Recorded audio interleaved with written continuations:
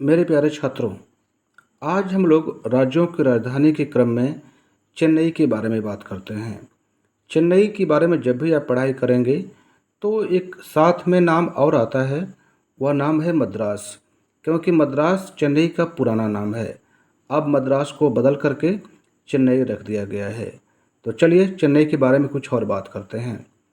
चेन्नई, जैसा कि सबको पता है, तमिलनाडु राज्य की राजधानी है। यह दक्षिण भारत में पड़ता है। यह कोरोमंडल तट पर स्थित है। कोरोमंडल या बंगाल की खाड़ी और तमिलनाडु से सटे हुए क्षेत्र से संबंधित है। इसके बारे में आप अलग से पढ़ सकते हैं। हालांकि जल्द ही मैं इसके बारे में और सूचनाएं उपलब्ध करा दूंगा।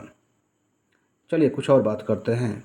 चेन्नई को भारत का स्वास्थ्य पूंजी भी कहते हैं, क्योंकि जब भी आप चेन्नई घूमने जाएंगे तो वहाँ का भोजन, पानी, वातावरण और समुद्र के पास घूमना, यह स्वास्थ्य के लिए बहुत ही उत्तम माना जाता है। इसीलिए चेन्नई को भारत का स्वास्थ्य पूंजी कहा जाता है। और चेन्नई का एक दूसरा नाम और है, भारत का डेट्रॉयट।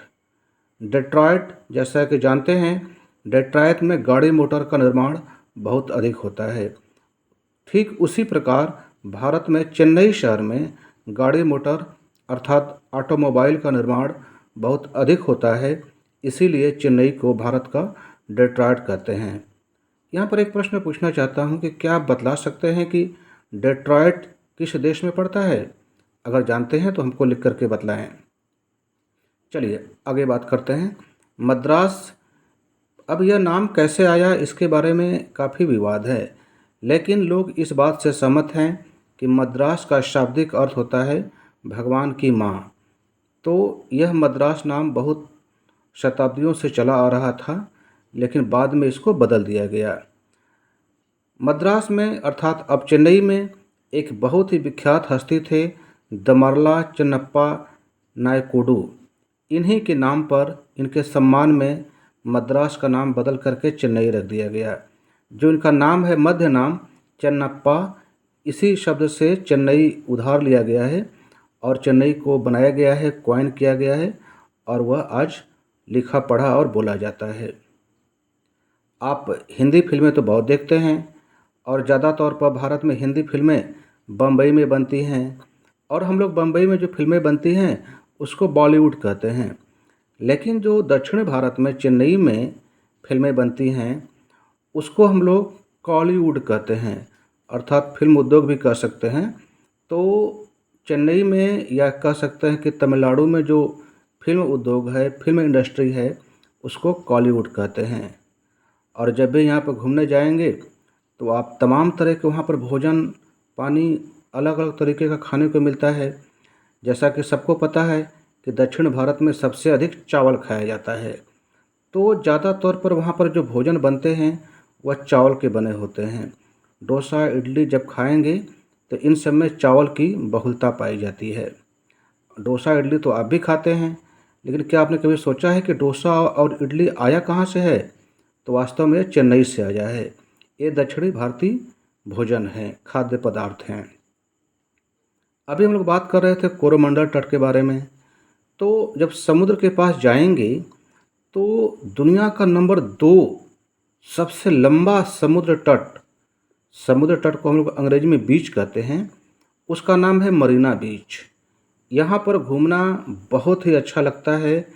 पूरे विश्व से लोग पर्यटक के रूप में यहाँ पर घूमने आते हैं। भारत के लोग जब भी जाते हैं तो मरीना बीच ज़रूर जाते हैं। चलिए अब कुछ खाने की और बात कर लेते हैं।